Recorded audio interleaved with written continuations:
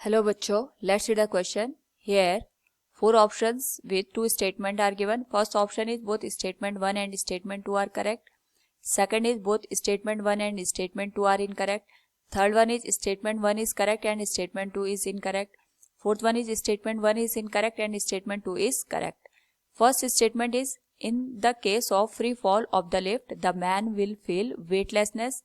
And second statement is, in free fall, acceleration of the lift is equal to the acceleration due to gravity. Now to answer this question, first we will discuss here the key concept, and here the key concept is the condition of weightlessness.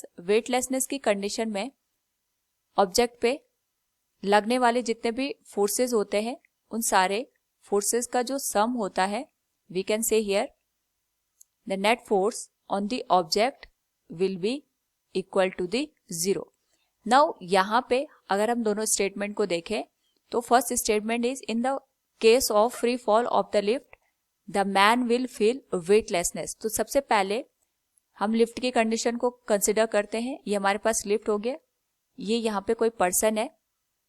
Now यहाँ पे जो lift है अगर ये free fall कर रही है तो फ्री फॉल के केस में कोई भी ऑब्जेक्ट होगा तो वो केवल यहाँ पे एक ही फोर्स के अंडर काम करता है, वो होता है हमारे पास ग्रेविटेशनल फोर्स. क्योंकि यहाँ पे जो ऑब्जेक्ट है ये फ्री फॉल कर रहा है और यहाँ पे केवल एक ही फोर्स काम कर रहा है, दैट इज ग्रेविटेशनल फोर्स. तो यहाँ पे जो एक्सेलरेशन होगा it will be acceleration due to gravity. तो यहाँ पे क्योंकि हमारे पास फ्री फॉल का केस बन रहा है लिफ्ट के अंदर, तो जो एक ही वैल्यू होगी यानी जो इसका एक्सेलरेशन होगा that will be equal to 0, जो कि हमारे पास स्टेटमेंट सेकंड में दे रखा है. In free fall acceleration of the lift is equal to the acceleration due to gravity. It is correct one. Now यहाँ पे क्योंकि लिफ्ट का एक्सेलरेशन ड्यू टू ग्रेविटी के बराबर हो गया और जो इसके अंदर पर्सन बैठा है अगर हम उस पे लगने वाले फोर्सेस को कंसिडर करें तो इस पे डाउनवर्ड डायरेक्शन में इसके मास की वजह से ग्रेविटेशनल फोर्स लगेगा, दैट विल बी mg. और अगर हम इसको यहाँ पे ग्राउंड के रिस्पेक्ट में देखेंगे तो ग्राउंड के रिस्पेक्ट में जो ये पर्सन लिफ्ट के अंदर है उस पे एक फोर्स अपोजिट डायरेक्शन में लगेगा, that will B of the pseudo force. क्योंकि जो लिफ्ट है ये डाउनवर्ड डायरेक्शन में एक्सेलरेशन g के साथ मूव कर रही है, तो यहाँ पे जो सूडो फोर्स की डायरेक्शन होगी that will be in the opposite direction of the motion of the lift.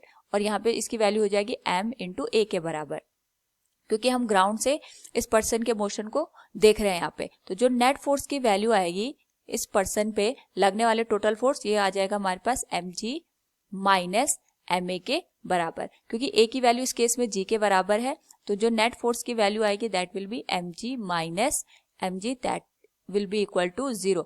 और 0 फोर्स का मतलब ये हो गया कि जो हमारे पास यहाँ पे पर्सन है उस पे कोई भी फोर्स काम नहीं कर रहा है.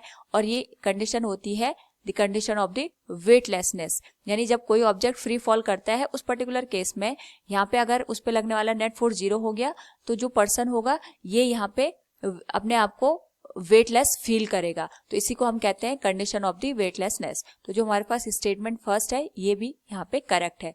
सो यहाँ पे अगर हम देखें तो हमारे पास दोनों स्टेटमेंट ट्रू है. From the given option we can say both statement 1 and statement 2 are correct. Option first is the correct answer. Hope all you understood it. Thank you and best of luck.